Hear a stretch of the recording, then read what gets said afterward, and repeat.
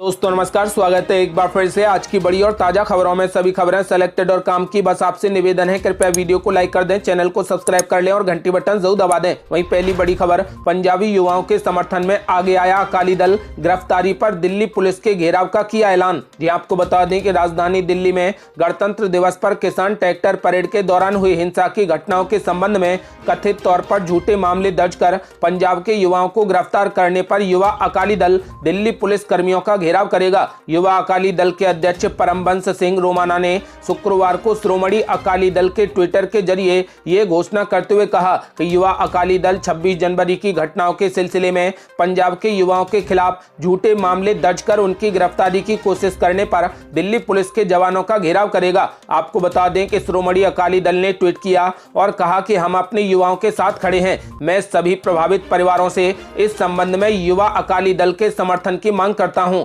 हम किसी भी कीमत पर हमारे युवाओं के साथ किसी भी तरीके का भेदभाव नहीं होने देंगे। आपको बता दें कि युवा अकाली दल ने दिल्ली पुलिस के घेराव का ऐलान कर दिया है। अगली बड़ी खबर, भारत बंद का पूरे देश में दिखा असर, जीएसटी और पेट्रोल डीजल की कीमतों के खिलाफ सड़क पर उतरे व्यापारी, भारतीय किसान यूनियन ने किया समर्थन। ये आपको बता दें कि पेट्रोल डीजल की बढ़ती कीमतों, जीएसटी और ई-वे बिल समेत कई मुद्दों पर भारत बंद बुलाया गया। देश भर के व्यापारी, ट्रेड यूनियनों और ट्रांसपोर्टर्स ने हड़ताल की। भारत बंद को 40,000 ट्रेडर्स एसोसिएशन ने अपना समर्थन दिया। इसके अलावा कृषि कानूनों का विरोध करने वाले कई कृषि संगठनों ने भी इस भारत बंद का समर्थन किया। आपको बता दें कि ट्रांसपोर्टरों के शीर्ष संगठन all India motor transport Congress ने कहा कि डीजल की कीमतें लगातार बढ़ती जा रही हैं। इसके अलावा कर की उच्च दरें, ई-वे बिल से संबंधित कई बातों और वाहनों को कबाड़ करने की मौजूदा नीति आदि के विरोध में ये भारत बंद बुलाया गया। आपको बता दें कि इस भारत बंद में पूरे देश का समर्थन मिला। इसके अलावा भी सभी विपक्षी पार्टियां मोदी सरकार पर हमलावर हैं। आपको बता दें कि पेट्रोल डीजल की बढ़ती कीमतों को लेकर तेजस्वी यादव ने भी विरोध जताया और विरोध स्वरूप वो साइकिल से विधानसभा पहुंचे। इसके अलावा भी मुख्यमंत्री ममता बनर्जी इलेक्ट्रिक स्कूटर लेकर विधानसभा पहुंची। आपको बता दें कि इसके अलावा शशि थरूर ने ऑटो को रस्सी से खींचकर विरोध जताया। आपको बता दें कि बीजेपी के खिलाफ सभी विपक्षी पार्टियां एकजुट हो गई हैं।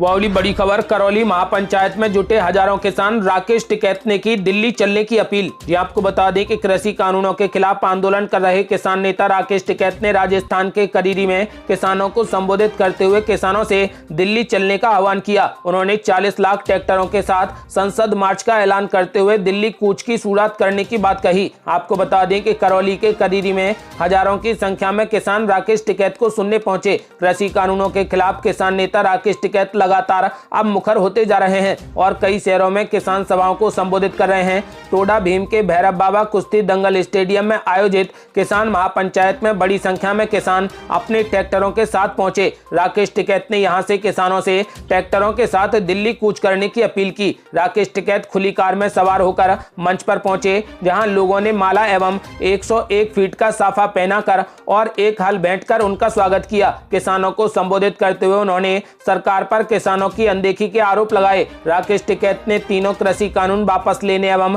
न्यूनतम समर्थन मूल्य तय नहीं होने तक आंदोलन जारी रखने की कड़ी चेतावनी दी। उन्होंने कहा कि किसान आंदोलन को हाली और पाली ही चलाएंगे। उन्होंने कहा कि 24 मार्च तक विभिन्न स्थानों पर सभाओं के संबोधन का कार्यक्रम है। इसके बाद असम, कर्नाटक एवं अन्य राज्यों में भी जाएंगे और आंदोलन चलाएंगे। उन्होंने कहा कि इससे किसी भी राजनीतिक दल का कोई भी वास्ता नहीं है। उन्होंने लंबे समय तक चलने वाले आंदोलन के लिए तैयार रहने एवं दिल्ली कूच की घोषणा पर ट्रैक्टर लेकर आने की अपील की है। टोडा भीम के करीरी में किसान महापंचायत में किसानों ने किसान नेता राकेश टिकैत को 101 फीट का साफा पहनाकर और एक हल भेंट करके उनका स्वागत किया। महापंचायत में योगेंद्र यादव, जाट नेता राजाराम मील भी पहुंचे। करीरी में किसान महापंचायत को योगेंद्र यादव ने भी संबोधित किया। उन्होंने अपने भाषण में लोगों से प्रत्येक घर से एक सदस्य शाहजहांपुर बॉर्डर पहुंचने की अपील की। साथ ही सरकार से फसल बिक्री पर एमएसपी की गारंटी की मांग की। आपको बता दें कि किसान नेता राकेश टिकैत ने कहा कि कलंबे कैमरा पर बंदूक का पहरा है और आज कृषि कानूनों के खिलाफ पूरा देश एकजुट हो चुका है और ये एक क्रांति है जिसे डंडे और बंदूक के बल पर ना तो रोका जा सकता है और ना ही खत्म किया जा सकता है। किसान अब दिल्ली के इंडिया गेट के पास स्थित सभी गार्डन में खेती करेंगे। उन्होंने कहा कि पूरे देश का किसान केंद्र सरकार से बार बार एक ही मांग कर रहा है कि न्यूनतम समर्थन मूल्य पर कानून बने और कृषि कानूनों को वापस लिया जाए, लेकिन केंद्र सरकार इन बातों को मानने के लिए सहमत नहीं है, जिसके चलते ये आंदोलन काफी समय से चल रहा है। और जब तक किसानों की सभी मांगें पूरी नहीं हो जाती तब तक पूरे देश का किसान एकजुट होकर इसी तरीके से एक क्रांति के रूप में आंदोलन को जारी रखेगा। इसके अलावा उन्होंने कहा कि किसान आंदोलन के दौरान अलग अलग प्रकार की रणनीति तय होती रहेंगी और आगामी समय में संसद भवन का घेराव करने की योजना की घोषणा कर दी जाएगी। किसान नेता राकेश टिकैत केंद्र सरकार द्वारा लागू किए गए कृषि कानूनों के खिलाफ आंदोलन कर रहे हैं और पूरे देश को इस आंदोलन में शामिल करने के लिए हर राज्य के अलग अलग हिस्सों में जाकर किसान महापंचायत को संबोधित कर देश के किसानों को एकजुट कर आंदोलन में शामिल होने की भी अपील कर रहे हैं। आपको बता दें कि राकेश टिकैत ने कहा है कि किसान हर मुसीबत और हर अच्छे तथा बुरे मौसम में अपनी फसलों को तैयार करने के लिए अपना खून पसीना बहाता है, लेकिन जिस तरीके से केंद्र सरकार इन कानूनों को लेकर आई है उससे किसानों का शोषण होगा और कॉर्पोरेट जगत को फायदा होगा, लेकिन ऐसा नहीं होने दिया जाएगा। साथ ही उन्होंने कहा कि दिल्ली में इंडिया गेट के पास जितने भी बड़े पार्क हैं वहां खेती पर फसल उगाई जाएगी। आपको बता दें कि किसान नेता राकेश टिकैत ने साफ कर दिया है कि जब तक किसानों की मांग नहीं मानी जाएगी किसान आंदोलन जारी रहेगा। यदि आप भी किसान नेता राकेश टिकैत का समर्थन करते हैं तो इस वीडियो को लाइक कर अपनी राय हमें कमेंट बॉक्स में जरूर दें। अगली बड़ी खबर, बीजेपी को तगड़ा फीडबैक, लंबा चला किसान आंदोलन तो खिसक सकता है वोट बैंक। जी आपको बता दें कि कई महीने से चल रहे किसान आंदोलन के बाद आ रही जमीनी रिपोर्ट बताती है कि बीजेपी के लिए संकेत अच्छे नहीं हैं। सूत्रों के हवाले से खबर मिली है कि केंद्रीय मंत्री संजीव बालियान ने बीजेपी अध्यक्ष जेपी नड्डा से मुलाकात कर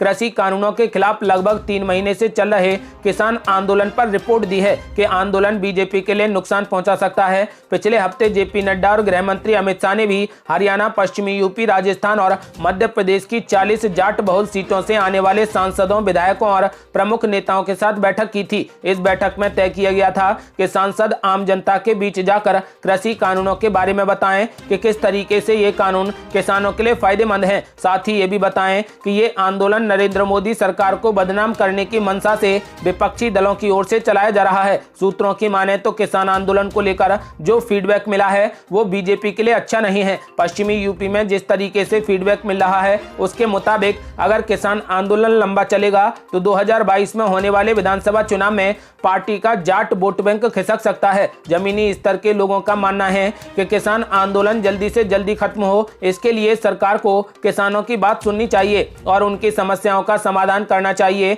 हरियाणा में जाटों की नाराजगी की असली वजह हरियाणा का नेतृत्व है और कृषि कानूनों के खिलाफ चल रहे किसान आंदोलन ने ये नाराजगी और बढ़ा दी है। पश्चिमी यूपी में जाटों की नाराजगी इस कारण भी बढ़ी है कि गन्ने पर मिलने वाली सब्सिडी को भी नहीं बढ़ाया गया। इसके साथ साथ गन्ना किसानों के बकाया पैसों का भुगतान भी नहीं किया गया है। खबरों के मुताबिक पार्टी को सुझाव मिले हैं कि किसान आंदोलन के कारण जाटों के साथ साथ अलग जातियों में नाराजगी बढ़ सकती है। पश्चिमी यूपी की 36 जातियों की खाप पंचायतों का मुख्यालय मुजफ्फरनगर में है। इन खाप पंचायतों से बैक चैनल बातचीत करके आम लोगों की नाराजगी को दूर किया जा सकता है। आंदोलन लंबा चला तो जाट और मुस्लिम वोट बैंक एकजुट होने की संभावनाएं बढ़ सकती हैं। आपको बता दें कि पश्चिमी यूपी में ही नहीं बल्कि जिन जिन प्रदेशों में जाट हैं वे अन्य जातियों को भी प्रभावित करने में सक्षम हैं। पार्टी को जमीन पर लोगों को समझना पड़ेगा कि तीनों कृषि कानून किसान के लिए फायदे का सौदा हैं। इसका बड़े स्तर पर प्रचार करना होगा। पेट्रोल डीजल की बढ़ती कीमतों से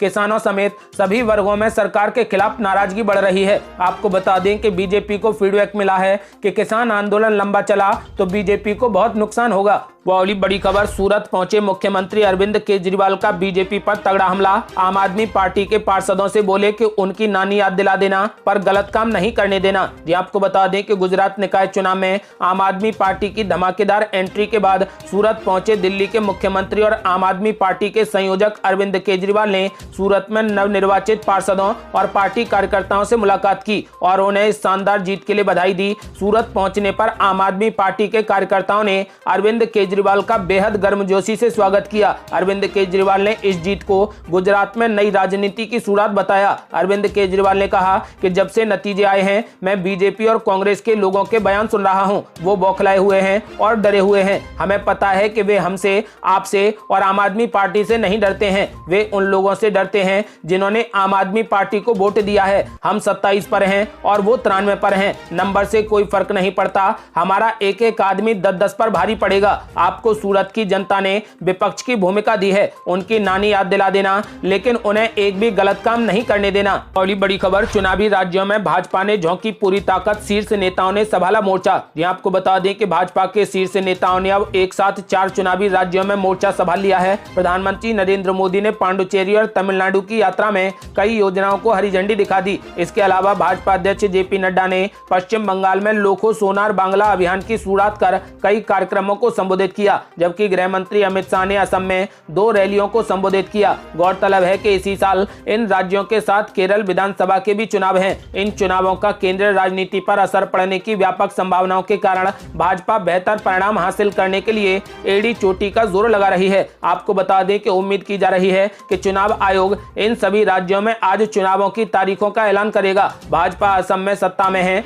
जबकि पार्टी की निगाहें पश्चिम बंगाल और पांडुचेरी में सत्ता हासिल करने व तमिलनाडु के साथ केरल में बड़ी सियासी ताकत बनने की है। इनमें पश्चिम बंगाल की अहमियत का अंदाजा इसी से लगाया जा सकता है कि पार्टी का शीर्ष नेतृत्व बीते 2 महीने से इस राज्य में चुनावी अभियान को धार दे रहा है। आपको बता दें कि चुनाव आयोग उम्मीद की जा रही है कि आज चुनावों की तारीखों का ऐलान कर देगा। ये थी अब तक की बेहद बड़ी खबरें। यदि आप भी चाहते हैं कि कृषि कानूनों का समाधान जल्द निकले और आप भी किसानों का समर्थन करते हैं तो इस वीडियो को लाइक कर अपनी राय हमें कमेंट बॉक्स में जरूर दें। यदि आपने अभी तक हमारे चैनल को सब्सक्राइब नहीं किया है तो कृपया चैनल को सब्सक्राइब कर घंटी बटन जरूर दबा दें। जल्दी मिलते हैं बड़ी अपडेट के साथ, तब तक के लिए जय हिंद, जय भारत।